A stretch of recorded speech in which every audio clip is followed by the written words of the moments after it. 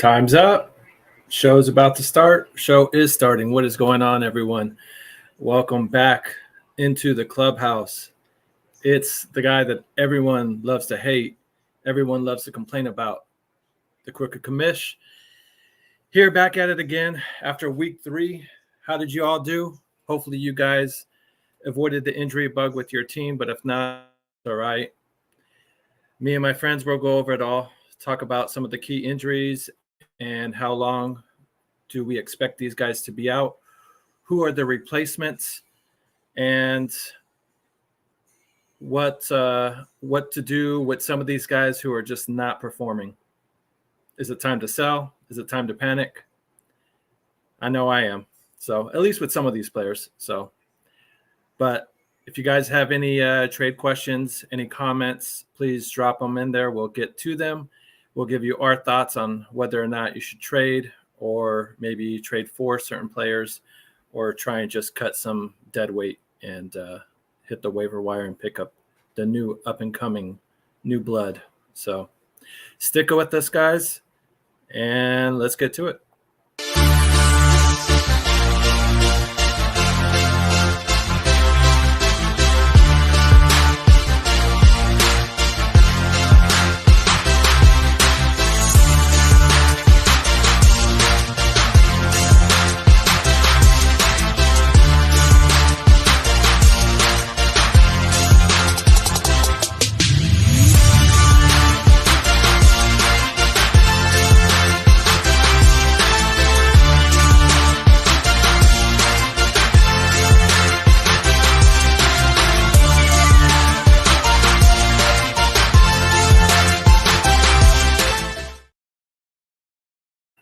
And we are back at it again. So how's everyone doing this evening? Hopefully everyone's doing good. Hopefully everyone is in good health, and hopefully everyone got a fantasy football win this week. If you're like me, kind of watching this Monday night game, I need some players to perform to help me get to that victory. Else, it's going to be looking like a loss for me. So we'll see what happens with the second half of these games. But if not, at least I won week 1, so we'll deal with it and move on to week 4. So before we get it going, let's go ahead and bring in my co-host here, one of the loudest guys in the room, no matter what room he'll be in, because he's known as the Mouth. How's it going? What's going on? Pretty good. How you doing? Pretty good. Sitting watching this Monday night game. Well, 2 of them anyway. Yeah. It is kind of fun to have 2 Monday night games, and stuff. One of them's a blowout, so at least you can jump over to the other game that's a bit more competitive. Yeah, that was a plus because that game was over in like 5 minutes. So there's nothing to wait for football all day and be gone like in the first 20 minutes of the game. You're like, this game's over. Yeah.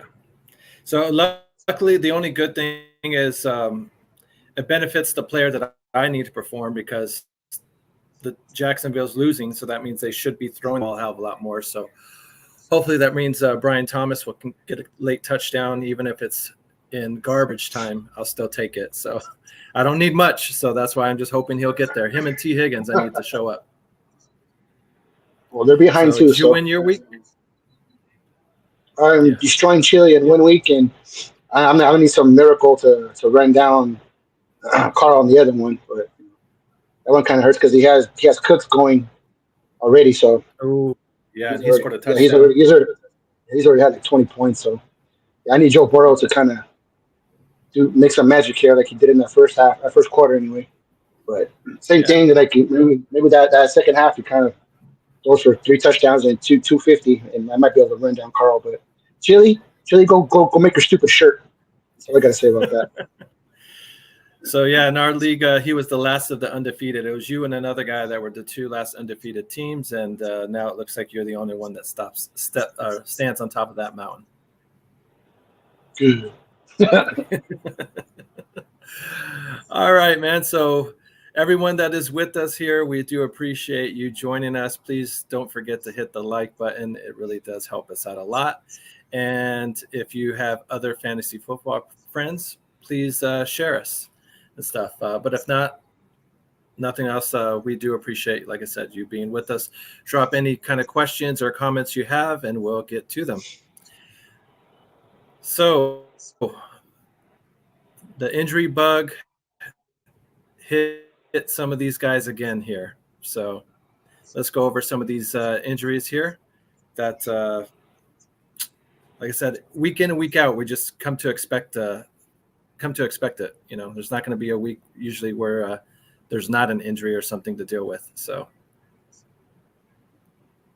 Yeah, it's definitely it rough. looks like one of the major or not. Go ahead.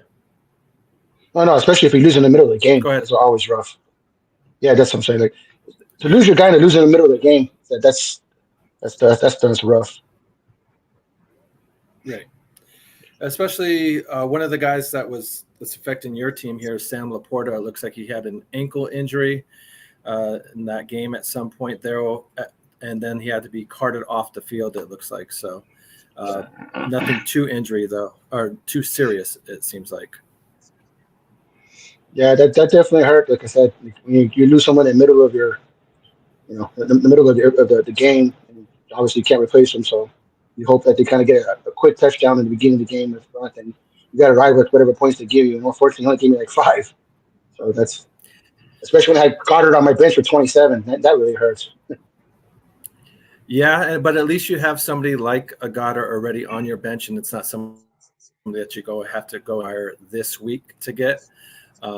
You were a bit proactive, it seems like, which is always good. So Laporta doesn't seem like he's going to be missing too much time. They're expecting his return week to be week 6. So, but you're going to need something for the next 2 weeks in Goddard. It would be a nice little plug and play tight end there that you can put in there. He's someone hopefully with Devontae looking like he got his bung run and AJ being out too, he might get a little bit more attempts than normally would have gotten in offense. So they might feature him along with Saquon. Obviously, that depends on what Jalen Hurts is feeling, but he definitely got a lot of targets that he hasn't had in the first. He got more in one game than he did in the first 2. So hopefully that trend continues because I'm gonna need him to plug in and actually do something. Yeah, and like I said, that was another guys that we're going to bring up was Devontae Smith with the Philadelphia Eagles. He was getting a big bump in targets and kind of looks this week because A.J. Brown was out with a hamstring injury. Looks like he's going to still continue to be out going into week 4. And then now with Smith dealing with a concussion, those are always tricky and hard to kind of deal with. They're projecting, or hopefully they're saying he'll be back week 6. So that means about 2 weeks here. He may be missing with concussion protocol. Longer depending on if he clears the protocol and what it takes. So it's always tricky there. Yeah. So, but that's definitely a hard pickup if you can find a Goddard. If he's for some reason he's not out there. I mean, luckily I drafted him, so I kind of hedged my bets with like a 3-headed monster with him with Ferguson also. But that's definitely someone you want to look up because the potential for targets is always something you want, especially in a PPR league. Like likely blew up that first week because he had all those targets at the end of the game. Carter kind of found his way doing the same thing. I don't think he's going to get 10 catches for $170 every week, but I mean, if you can definitely get the 8 or 9 catches and maybe sneak a touchdown in, you can still get those 20 points. The tight end that you definitely need week to week if you're going to keep blowing people out. You definitely may be force fed, especially if the top 2 receivers are out, just because that's who the quarterback is familiar with and just kind of trust a bit more. So if nothing else, he just may get a sheer amount of volume. If these 2 receivers are out the next 2 weeks, Goddard may be the number 1 receiving threat on there, even though he's just a tight end. So another injury, though, to worry about at the tight end position as well is Trey McBride. He suffered a concussion, so you're going to have to look out for him and evaluate him. He may miss 1 week. He may still come back. He's kind of wishy-washy. So watch him throughout the week and kind of look at his backup tight end. We'll kind of get into that as well a little bit later. So if he does miss a game, they're not expecting him to miss much, just this 1 week. And he should be back week 5, assuming that, like I said, he passes concussion protocol. So There's another one of my guys that got knocked out in the middle of the game that hurt. So my tight ends are going down like here, like one right after the other. So it's been a little rough for but injury bug. So, but yeah, that was definitely another one in the Yeah, middle of the game that didn't come back. I was like, damn it's the NFL. Not for long. Not for long. it. Definitely next man up on that one now. Yeah, yeah. And then someone who's making a second surge to his career here, Adam Thielen. He had himself a decent game, but then he also did hurt himself, hurt his hamstring on one of the touchdown catches that he made. So he may be out a few weeks. Like I said, we've already been talking about A.J. Brown and some of these other guys with hamstrings. So they're thinking he may miss a few weeks, maybe coming back week 7 is the projection return date for Adam Thielen. So Yeah. We always talk about that soft tissue. We always talk about never know what it's going to be. You never know. It could be a week to week thing. It could be something that lingers and comes back and just takes them out for the year. So that sucks for them because they actually Carolina actually looked like a football team this last weekend. So it's a little disappointing that they finally got some run and he goes down right away. they did. I mean, looked replacing Bryce Young with a veteran quarterback in the Red Rifle, Andy Dalton. So, and he was very serviceable. He stepped right in and ran that offense a hell of a lot better than Bryce Young did. So, Dalton's looking like he may be a guy that if you need somebody now that the bye weeks are coming up, they're going to start next week. So, if you need somebody because your quarterback is out, depending on the matchup, Dalton may be a serviceable QB to kind of plug in there for a week, maybe 2. So, but I'm not sure if he's someone that you would rely on a week-to-week basis. Unless you're in a 2 QB league, it's a completely different story. Then you're obviously going to need somebody. I mean, all that guy does is be a professional football quarterback in the NFL. I mean, he never gets a true run to have his own team anymore because he's been around a lot. But the guy, you plug him in, he's become that new Fitzpatrick. He just sticks around the league, and you put him in, he just goes for 300 yards and a couple touchdowns. Like you said, I wouldn't depend on him for like 4 or 5 weeks, majority chunky time of the year to hold the fort down. But definitely a week or 2, 3 weeks, he could throw some pretty good games out there. Yeah, he really can.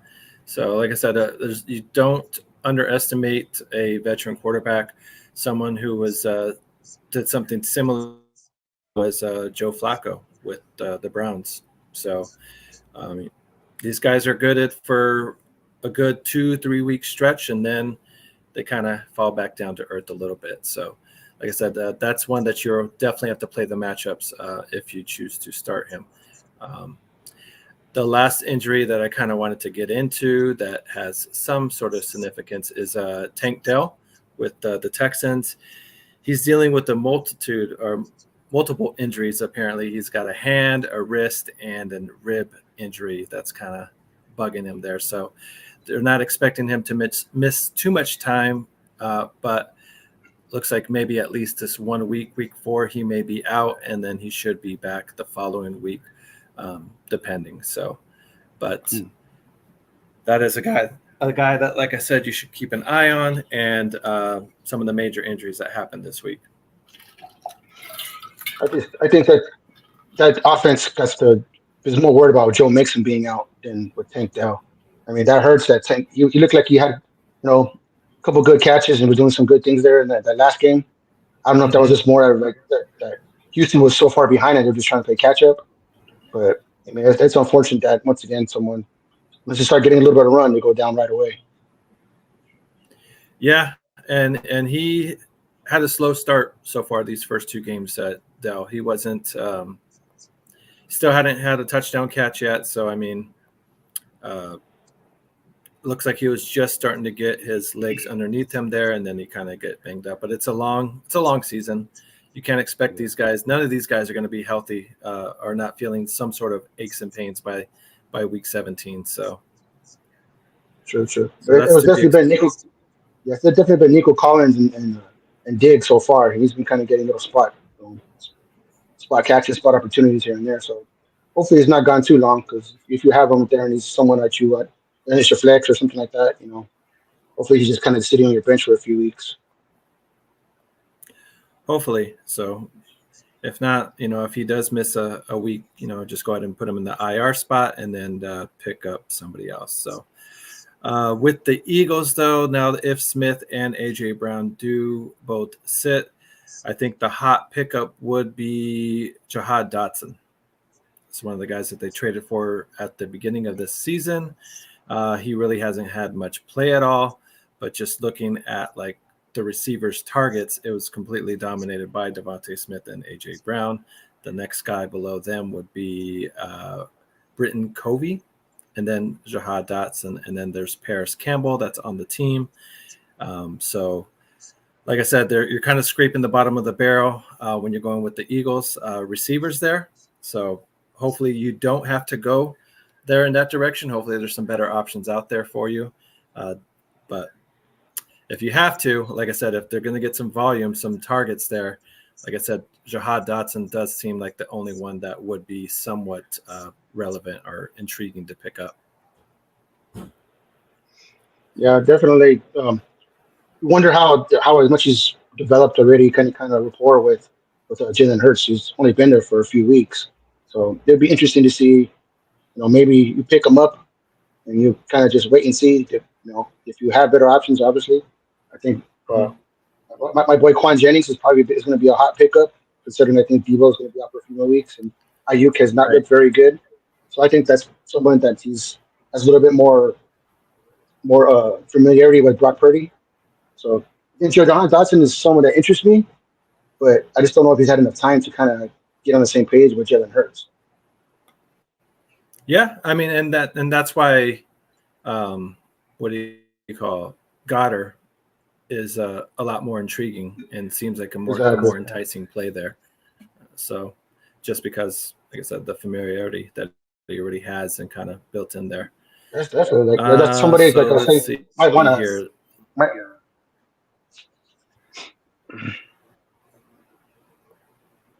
Say that again. No, go ahead. I was like, there was just something that's all right. I talked about Goddard about that because I thought that was absolutely like you're saying, be interesting to see how much, he becomes a focal point of the football team. And if you have multiple tight ends, you might want to trade high on him if you got other holes to fill, especially like you're saying with the free bye weeks coming up. If you got a couple of holes, and you can sell high on Goddard. I mean, that's definitely something you could try out. Yeah. Like I said, hopefully there's a few better options out there. But if not, like I said, get who you can then at that point. So let's see. Give me 1 second. I'll pull up some of the. Let's see. Some of the stats for these guys that some of the receivers that you may have picked up in the mid rounds here. I was curious to kind of get your opinion on whether or not it's time to panic on some of these guys and sell them and try and trade them off, or do you just kind of ride it out and kind of ride out the storm and see if they can kind of find themselves and get back to the glory days that we're all kind of used to them performing to. And that first guy would be Mike Evans with the Tampa Bay Buccaneers here. It seems like Chris Godwin is kind of taken over that role as being number one receiver there in Tampa. Kind of seeming like he's Baker Mayfield's go-to guy more than Mike Evans is. I think the big move for what happened with Mike Evans is that Chris Godwin got moved into a slot. And I think he's way more comfortable there. And because now he's more in front of Baker Mayfield's like eyesight, over the middle of the field. I think that's something that does kind of hurt Mike Evans, especially when like the last, he's always going to get the number one, cornerback on the other side. More times than not, they're going to put him on him. So, I mean, it's something that's, he has a track record, and he did come off a pretty strong year last year, especially at the end of the year. So I wouldn't worry too much about it because it seems like that offense can be, a little bit more explosive, especially than it was this last weekend. I don't think anybody's seen Denver going in there and just smacking around inside going to Tampa Bay and just really putting it on them. But I think they're going to have more weeks that you're going to see, Mike Evans have, close to Mike Evans' numbers. But I do think Chris Godwin getting moved into the slot, he has become more of a focal point and someone that's taking a lot more from Mike Evans than I think he really has in the past few years. Yeah, I mean, if you look at looking at the target share, week 1, you had Godwin with 8 targets, Evans with 6. Week 2, the exact same. And then last week, you had Godwin with 9 and then Evans with 3. So, but week 1 was a decent week for Evans, but after that, he really hasn't done much of anything these first 2 weeks. Let's see, 5 catches for 60 yards and 2 touchdowns week 1. So he started off with a bang. Week 2, he follows that up with 3 catches, 40 yards. And then this past Sunday, 2 catches for 17 yards. So, like I said, Chris Godwin getting over the middle now and being more of a slot and being more of a possession receiver. I think is going to be boom or bust for Mike Evans now. Whether he scores touchdowns or he gets a big 40 or 50 yarder. I mean, I think he's definitely the chunk play guy. So it's a definite cause for concern, but I still think that there's enough football around for everybody to go eat out there. Baker Mayfield seems like he's pretty comfortable in the offense and what they're doing. So I see him throwing for a bunch of yards and close to 30 touchdowns. So I think that Mike Evans is going to get his share. Okay, so if you were someone that needed a receiver, that would be somebody that you would feel comfortable trading for, thinking that he's going to be able to kind of turn the ship around and look like the old Mike Evans, or would it somebody? I'd have to see a few more weeks. Right now, I definitely want to see a few more weeks because I want to see, for one, Chris Godwin likes to get hurt too. So that's something that if I have Mike Godwin or if I have Mike Evans, I want to see how the offense is still progressing. It's still early to start making trades and pushing the panic button, especially if you drafted him and you think that I can get something for him right now. I mean, what you think you can get back from him or what you think you're getting from him right now, I don't think it's yet to be seen yet because I do think, like I said, Godwin going to the middle of the field takes a lot of the possessions, that possibly could be going to Mike Evans, those pass attempts. So, I mean, I would be comfortable with him, and only because I know that he's usually puts up decent fantasy points, for his career. He's not someone that, you can't depend on, but he does disappear. So that does worry me, as he has before in the past, because I've had him on my team, and I've seen a couple of times where I just need the guy to score like 5 or 6 points, and he didn't come through. So someone that I've had him on my for history, like I got to pause to see if this is a trend or this is like maybe finally seeing like a downward trend or a downward spiral of the end of maybe a Mike Evans, pretty damn good career. Yeah, and the only issue is with, like you're saying, like, hey, if you're going to buy him or you're thinking about buying him and you're like, I want to give it a few more weeks to see if he kind of catches fire. At that point, his value kind of ticks up a bit more, and maybe the guy that's trading for him isn't willing to let him go so cheap anymore now that he's starting to kind of go back up. So it's one of those things where it's a fine line. It's a fine line. When you try really to pull that trigger. Yeah, on when you're going to do it and stuff. The good thing that you look for there is you kind of look for that target share if he's still getting that. Evans is a type of guy, a big body receiver too. At least he's always a threat in the red zone as well. So when they get within that 10-yard there of scoring, you're always hoping that he's that type of guy that where you just throw it up in the air and he can go up and snatch it. So, but that does require the team to get in the red zone. So there's the rub. There's the rub.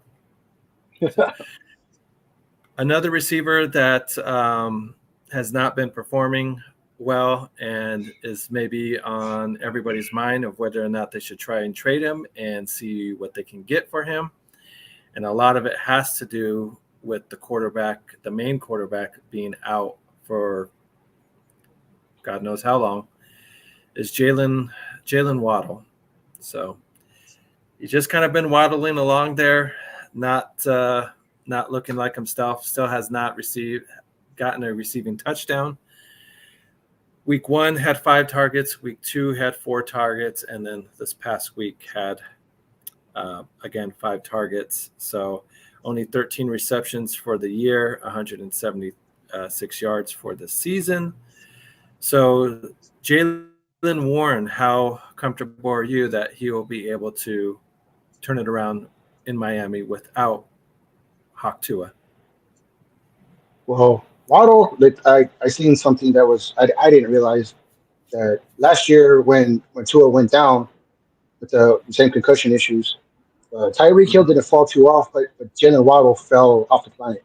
He went from somewhere I was getting about 80 to 90 yards a game to about 50 yards a game, and his receptions went from like 7 or 8, I think, to like three or four, and then he didn't score he didn't have any touchdowns the whole time that he was out. So I don't know how much faith anybody has in Skylar Thompson or anybody else they might bring in, but for me, I wouldn't be starting Jalen Waddle anytime soon. And if you could package him for something that maybe down the line could help you out, get a different receiver or something that's comparable to him that you can actually put in your lineup, that's somebody that I would actually do it because without Tua, he hasn't shown that he's the same wide receiver, especially because uh, Tyreek Hill is going to get the lion's share of whatever kind of opportunities that are going to be down the field are going to go mostly towards him. So I mean, for him, it sucks that Tua went down, but it really hurts his value when it comes to the fact that Skylar Thompson is just not the same thrower of the football, and he's not going to get the same downfield attempts. And Mm-hmm. I don't know how much he'll be 1B, 1A type of wide receiver to Tyreek Hill. I still think Tyreek Hill is going to take the majority of those opportunities, especially the down the field ones that maybe Waddle could possibly get on from Tua. So yeah, I definitely would sit Waddle or see if you could package something for him. I don't know how much value it has right now. Like you were saying earlier, like even with Mike Evans right now, he's kind of buy low on him. So somebody else is kind of sees me. I'll take a flyer on him, and I can have the wide receivers to bench him and see if he catches fire later. Maybe Tua comes back and the whole team offense decides to go back to what they were last year when he was healthy. Until that Mm-hmm. time happens, I don't think you should do anything with Waddle unless it's trade him or sit him. That's rough because and someone like Waddle was on most guys' teams, they're number two. Exactly. And some of them maybe even they're number one if you neglected the receiver, field during draft. So that's pretty brutal to have him struggle as much as he's struggling. If you're asking me, I would say the same thing. Just the fact that Tua's out and we don't even know if he'll come back this season or if he'll even come back at all. His career may be done. So What it looks like. I mean, if he comes I back and mean, still doesn't look good, it sucks for life is one thing, but for fantasy we're talking about, like it's not good for anything. I mean, honestly, like yeah, I said, like he hasn't looked good, and since Tua's been out, and we don't know when Tua's coming back. So right now, like you yeah. said, like if definitely might be a big time flex or a number two on maybe number one on some rosters. So like I said, right now it's definitely a tough sit, but I wouldn't expect for him to be a consistent person that you depend on for your fantasy league. Hopefully not. Hopefully not. So the last receiver I wanted to kind of bring up here, it's a receiver that you're very familiar with. Your boy Brandon Ayuk, off to a real slow start. Definitely, I mean, he got a big bump in targets this week due to Debo being out, and I think Kittle was also out this week as well. So the first 2 weeks he had 5 targets each 2 weeks. This past week he had 10 targets. Unfortunately, all the touchdowns went to the other receiver, that was new guy Jennings that you mentioned earlier. He finished up with 5 catches for 48 yards, so really still nothing. So it's been 3 weeks of practically nothing, only 11 catches so far, 119 yards, no touchdowns. Brandon Ayuk, is that someone that you would try and sell, or are you going to try and hang on and hope for the best?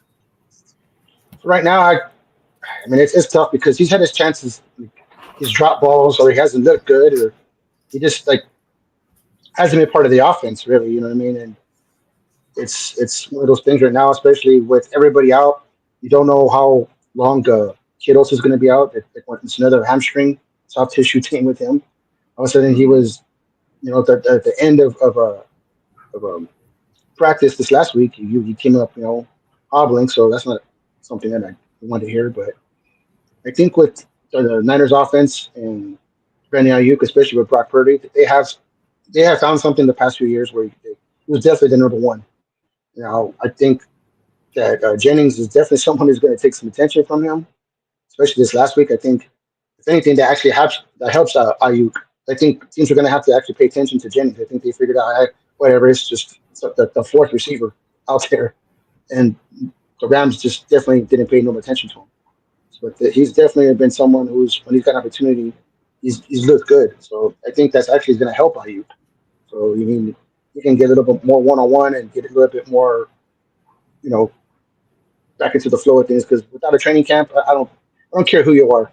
Any player, I don't care if it's a running back, if it's an offensive lineman, a defensive lineman, a wide receiver. If you miss training camp, more times than not, that first 2 months you look like shit.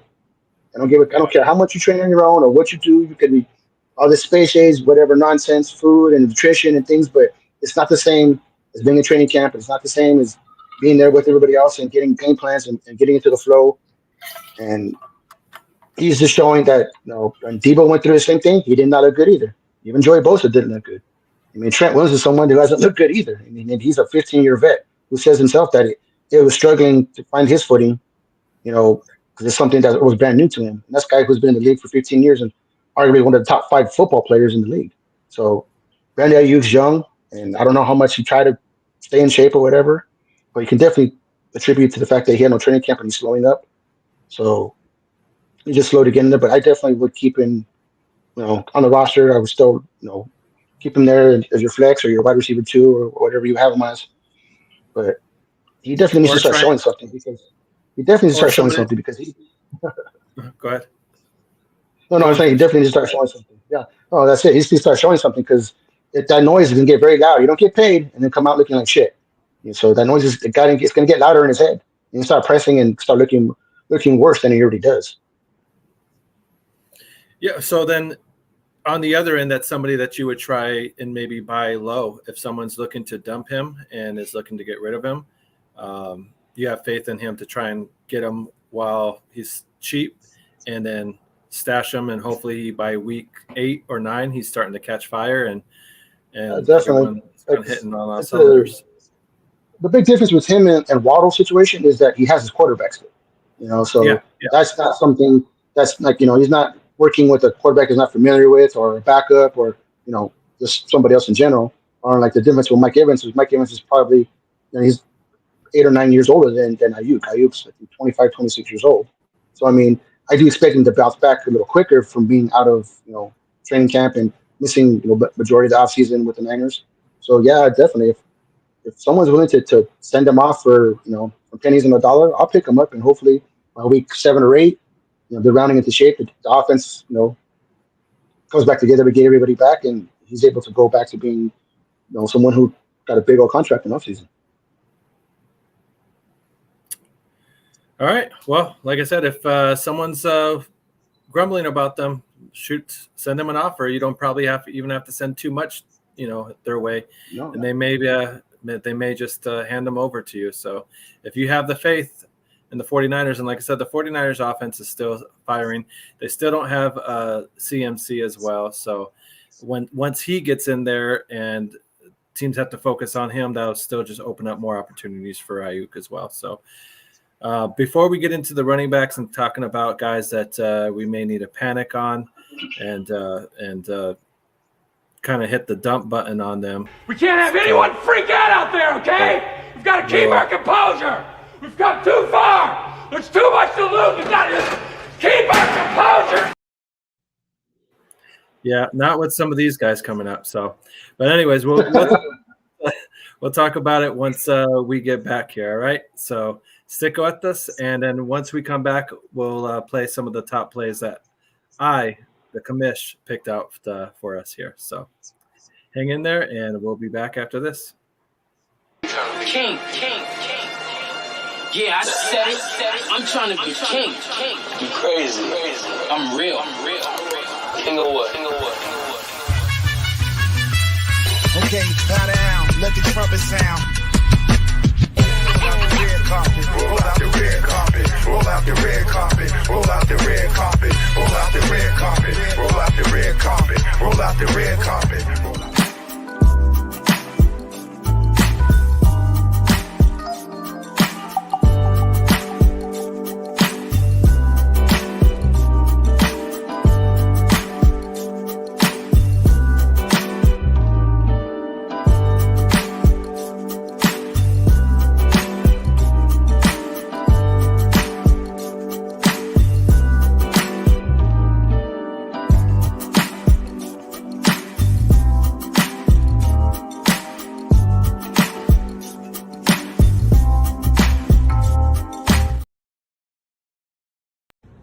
Hey guys, it's the guy that everyone likes to hate, the Crooked Commish. And if you're anything like me, that means you have one of these. But if not, that's okay. That just means you need to head over to Fantasy Jocks. At Fantasy Jocks, they have plenty of championship belts to choose from. But if belts aren't your thing, that's cool, because they also have these, championship rings. At Fantasy Jocks, they have trophies in all other sports, basketball, baseball, plus plenty of other goodies to choose from.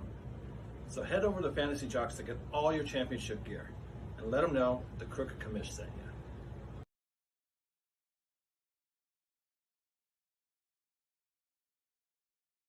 you. It's 24. Deshaun Watson into the end zone.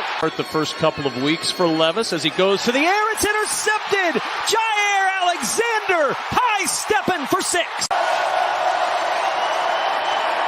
Trying to get some of it back. They'll get plenty. Dallas Goedert is wide open. Down the sideline. Inside the 10. The ball was tipped.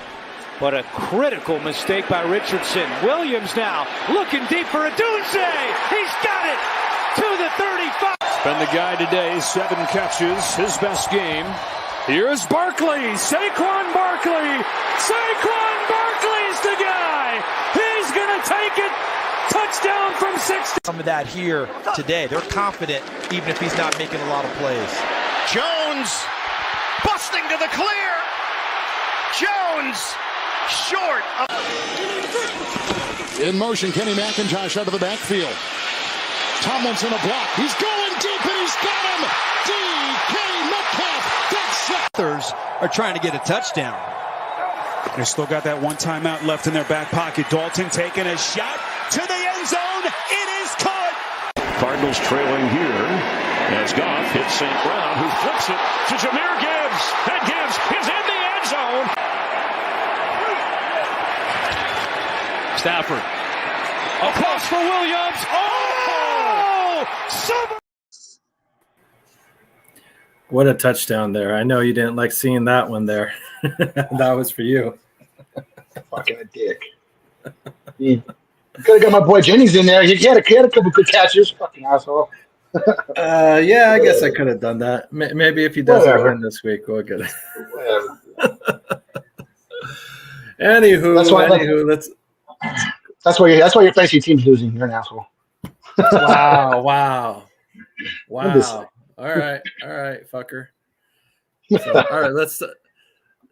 Chef is chiming in here. I think Ayuk will be fine by week 6, so he kind of more or less agrees. So if you're looking to trade for anybody, whether getting's good, Chef agrees there as well. Let's see. 49ers Jennings is in one of my leagues. He had 47.5 points, and he is now the 49ers number 2 receiver behind Ayuk. Yeah. I mean, I guess until Debo comes back. Yeah. I picked him up, and he looked great. Fortunately, I sat his ass in one of my other leagues, so that sucked. But I mean, but yeah, it does. It's nothing like having 50 points on the bench. You know, you're like, fuck my life. That's why sometimes it's good to get in a best ball league where you don't really have to set a lineup, and it just takes your best players there that scored. So don't have to do much thinking there. You just draft your team. Yeah, well, that's a kick in the dick. Christian Kirk is finally having a solid game tonight. Should I keep him? Other fantasy experts think he's not worth a roster spot. Ooh, that's a good question. Christian Kirk. Honestly, I think he's having a good game because right now they're getting blown out. So, I mean, I think you got to kind of look at the fact is he having a good game because of the situation he's in, or is he having a good game because he's just having a good game? I think right now this Jacksonville looks horrible. So, I mean, Well, let's take a look here. Let's take a look at Jacksonville and Christian Kirk and what's he looking like target-wise. Let's see. Week one, he had 4 targets, and then week 2, he only had 3 targets. So for the year, he only has 2 catches for 29 yards. So, yeah, I could see why they would think that. It does look like Brian Thomas is kind of taking over, getting more looks than he has the first 2 weeks. Let's see. I'm not sure what they're doing tonight. Let me see if I can pull up their stats for tonight because he said he's doing something good. So give me 1 second here. But I could, like I said, I understand why they're looking to say dump him. It's not like Trevor Lawrence has been looking, blowing out the doors off of anybody or anything like that. So, especially getting a big contract himself too. Like he's making that $50 million, and he has not looked very good this year. Offense doesn't look good besides ETN. ETN's pretty much been the only bright spot in that offense. Yeah, so Christian Kirk, 6 catches for 70 yards, 7 targets. So this is definitely the most targets he's gotten. Brian Thomas is still leading the team tonight in targets with 8, 4 catches for 39 yards. So, I mean, does this stick? Gabe Davis has 6 targets tonight, 2 catches for 18 yards. And even for the year, Gabe Davis had 3 targets and then 7 targets week 2. So 6 catches for the year for 105 yards. Yeah. Christian Kirk. Yeah. He's not doing much to make you want to keep him. Let us know what waiver wire options are out there in your league, and maybe we can kind of choose between either Christian Kirk or whoever you have available and stuff. So depending on how deep that league is, you may have to just keep them and see what happens. Yeah, right now I think it's just a product of the game that he's getting a little bit of, they put him some better stats. But I don't think he's been. I don't know, for whatever reason, like after he's been off those last few injuries, he hasn't looked like the same wide receiver that he went over there. When he first got there, he was definitely explosive. It kind of looked like those injuries is kind of starting to catch up to him. Yeah. So unfortunately. So now let's look at these running backs here and figure out if it's time to panic or should we just take a big old chill pill and relax. So first guy I wanted to talk about here was Najee Harris in Pittsburgh. Really not much. Hasn't produced at all, really, to start off with. Looks like 20 rushes for 70 yards week 1, 17 rushes for 69 yards week 2, and then 18 rushes for 70 yards. So it looks like kind of that's his benchmark for as far as yards there is that 70-yard mark. No touchdowns at all, so not really a factor in the receiving game. So it's not like he's getting a bunch of dink and dunk passes.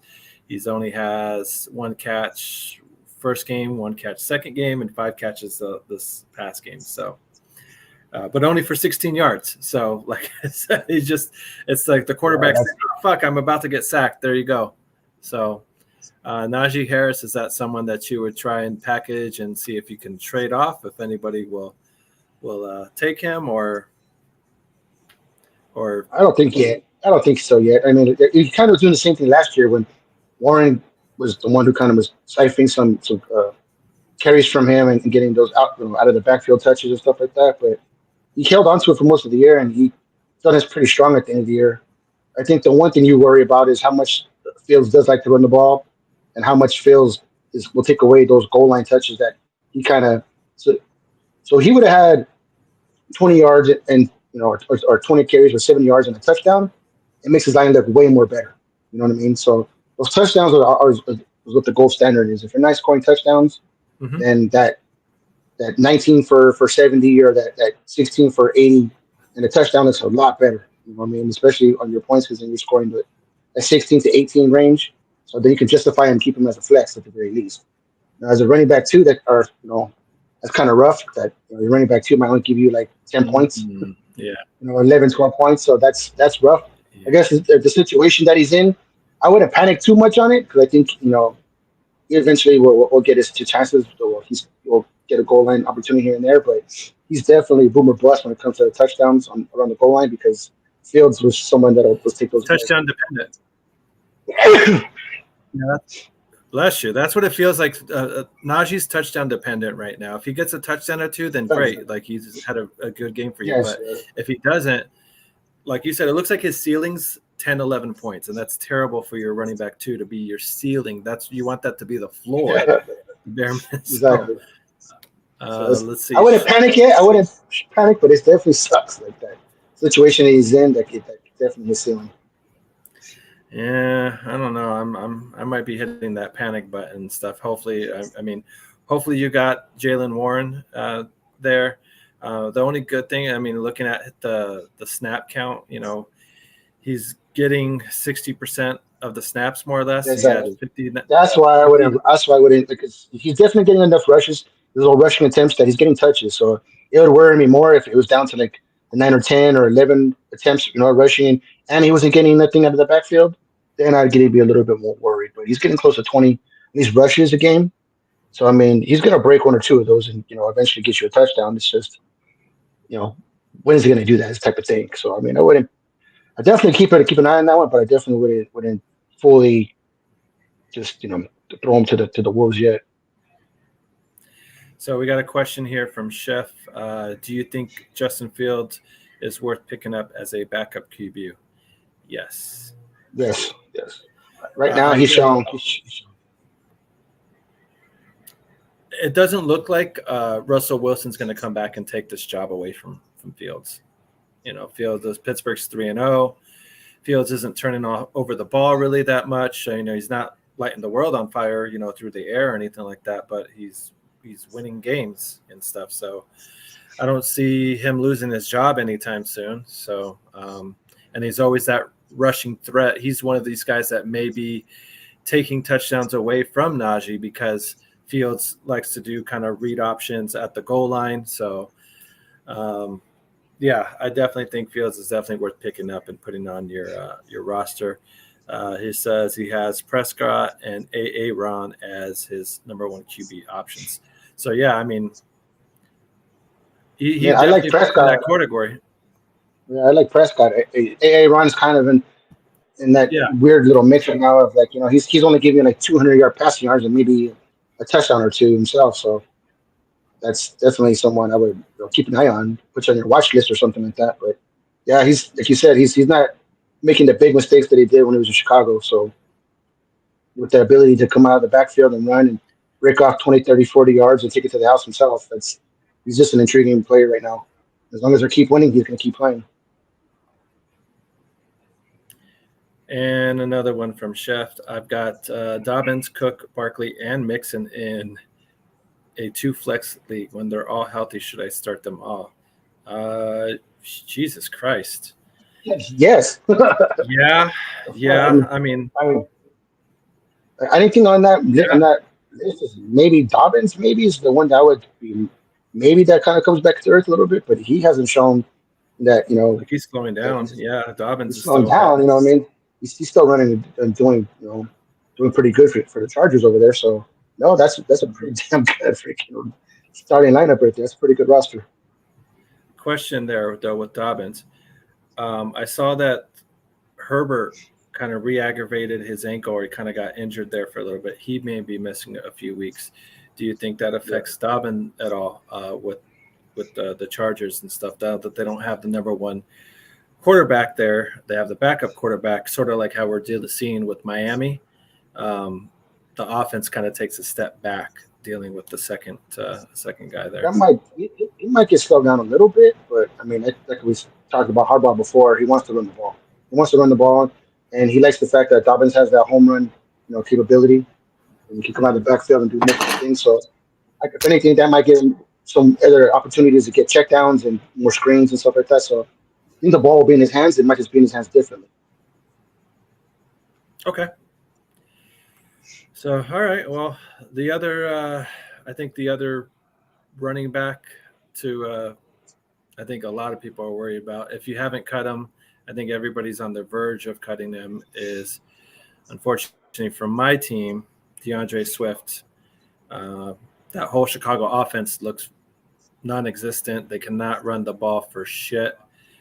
Swift, even in the receiving area, we thought he would at least be serviceable and catch maybe about 4 or 5 passes for about maybe 40 or 50 yards, and then add that on top of with his rushing yards, he would be a serviceable running back. But 10 rushes, 30 yards first game, only 1 target receiving wise. 14 rushes for 18 yards the second game, had 4 catches for 20 yards, and then yesterday 13 rushes for 20 yards, 2 catches, 20 yards. I mean, just is it time to just cut bait with DeAndre Swift? Maybe, because I mean, I guess I don't want to say that the Eagles seen something and dumped him, thinking that this might be something like that might happen in the future when they went upgraded when it got Barkley. But I mean, he hasn't looked good in Chicago. I mean, the offense has kind of been either home run or bust.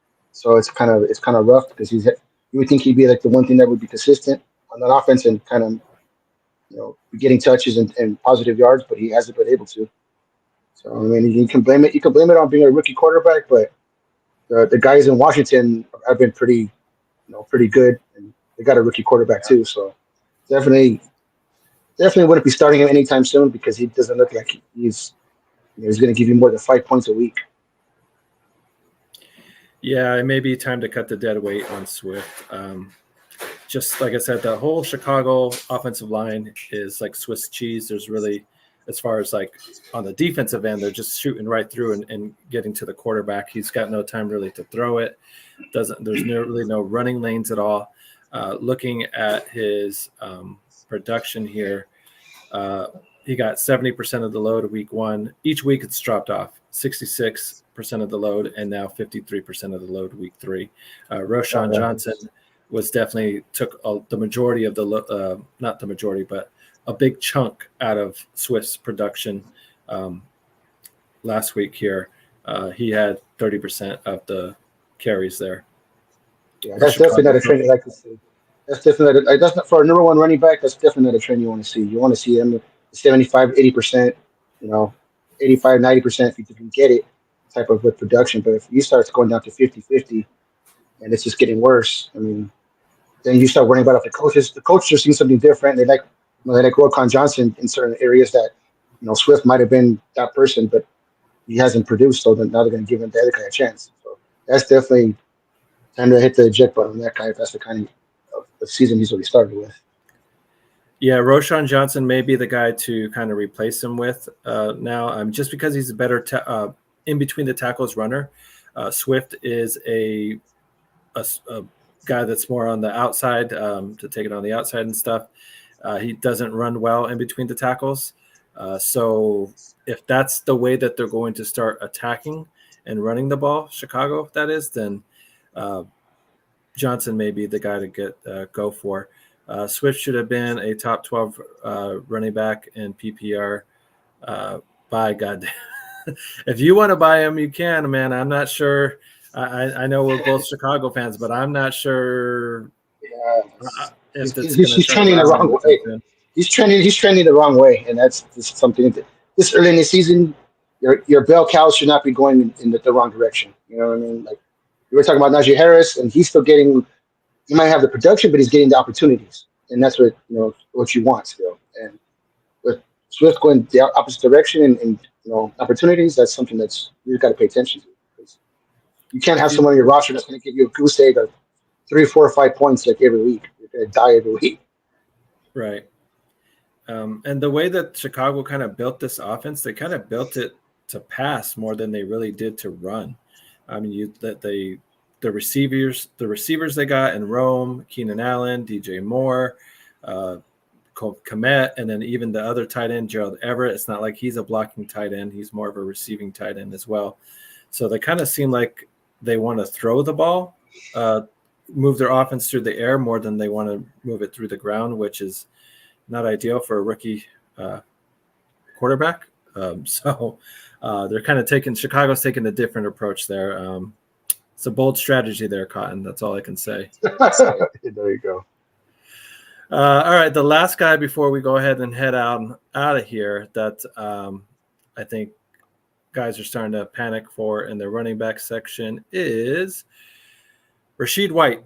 I know he was in most leagues, he was kind of a third, fourth round guy. People were hoping that he would be a solid number two running back. But the guy that seems to be kind of taking over for him or kind of just looks better on the field, passing the eyeball test, is Bucky Irving. So Yes. Rachaad White, the first game, 70% of the load, 71% of the load week 2, and still 74% of the load week 3 compared to Bucky. He's staying at 30% range, 31, 35, and then 32% of the carries there for Tampa. But how worried are you about Rachaad White? Definitely worried about that guy because I seen Bucky Irving get picked up on pretty much any league that I was in. Like he was someone that was with that snatch up the waiver wire pretty quickly. So everybody else is saying what we're saying, and they're saying that Bucky Irving just looks more explosive. You know, the chances he's getting those opportunities, he's making the most of it, and it's only a matter of time before that trend that we talk about, the opportunities start going 50-50, and then from there you kind of just go with a hot hand. But right now, Bucky Irving definitely looks like the more explosive back. There's somebody that's the potential to rip off big runs. And the beginning of the year, it was definitely Rachaad White's job to keep, but he's looked like he's losing it pretty quickly.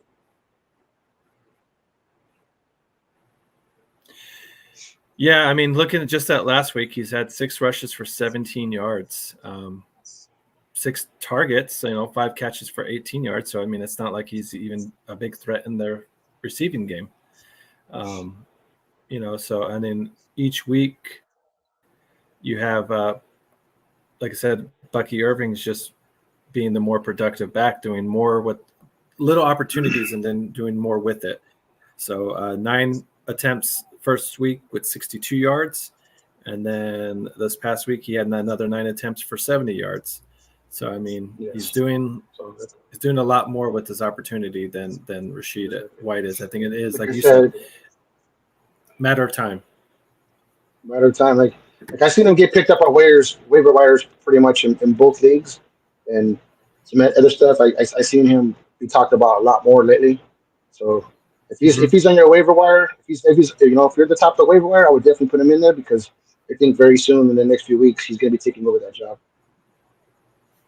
I agree. That's one of the guys that I would definitely recommend and trying to go get is Bucky Irving. So we're pretty much made it here to the end of the show here. Is there any other kind of waiver wire guys to look after this week? I mean, like I said, at midnight, free agent, at least in our league, free agency starts after all the waiver wires are processed. So who would anybody else that you would recommend to kind of look out for? I think that kid Allen in New York is someone you should keep on your radar. I know Breece Hall is the number one guy and everything, but he's definitely someone that has shown it's also taking a little bit of that 50-50 with Breece Hall. And he's someone they definitely want to keep an eye on. Obviously, I think if right now with all the tight ends that are in flux, you got to kind of look to see who's out there. So I think something like that. If you can go get a Goddard or if you have a Ferguson, I think he came back and looked pretty good. So I think there's someone you want to keep your eye on, especially because if you had a McBride or if you had a Laporta, or if you had a George Kittles and they're all hurt, you know what I mean, or you had a Andrews who hasn't done nothing this year. It's like, you know, a lot of the top tight ends are someone that I haven't really had like their normal years. So definitely want to keep an eye on their backups and what's going on with around the league when it comes to tight ends right now, because I think there's a big changing of the guard right now with like the old guys getting pushed out. Travis Kelce doesn't having, you know, his normal year. So Yeah.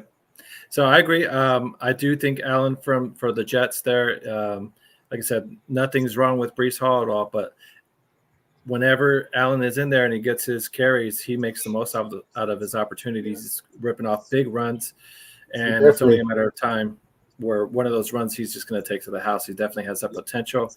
So a good flex play, Allen, for sure.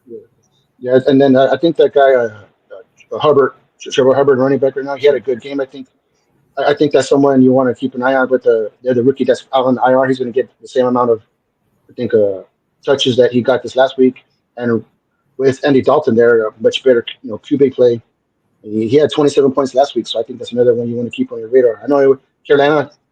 It's hard to say anybody in Carolina is a good watch, but I think for fantasy, he's someone that's going to be in around the goal line, and he's someone that they're going to give majority of the carries to. So it's another somebody I think you should keep on.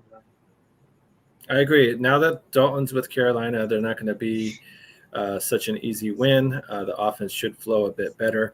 Deontay Johnson is somebody else that may get a bump up in production with someone like Dalton being the quarterback instead of Bryce Young. And especially if Thielen does miss a few weeks, Deontay Johnson is going to be the main threat there, the main receiving option there in Carolina. So just out of sheer volume, he may not get touchdowns, but if he gets 8 catches for 80 yards, that's a decent productive day there for fantasy-wise. So, absolutely.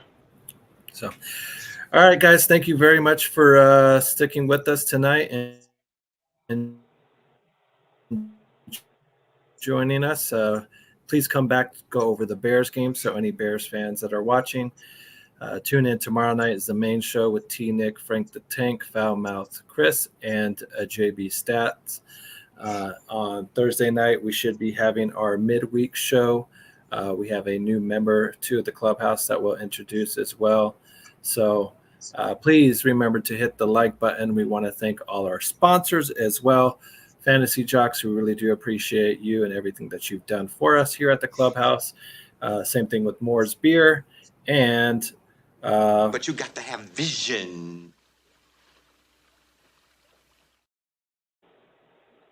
Vision, yes. So thank you guys again. Please hit that like button. Please share and please subscribe. So for the mouth, I'm the Crooked Commish, and this has been a Chicago Clubhouse Network production.